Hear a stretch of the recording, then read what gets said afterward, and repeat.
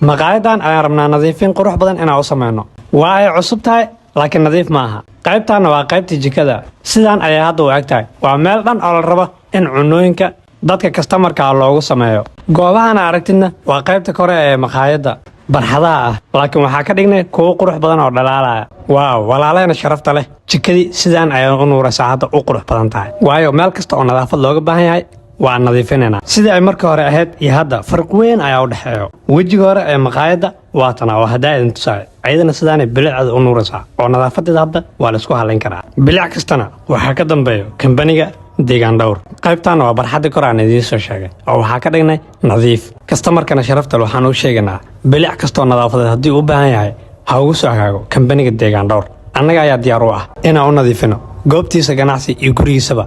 annagaa diyaar u ah inaan u nadiifino. nagala soo xiriir lambarada profailka saaran si degdeg ayaan kugu imaaninaa. mahadsanid.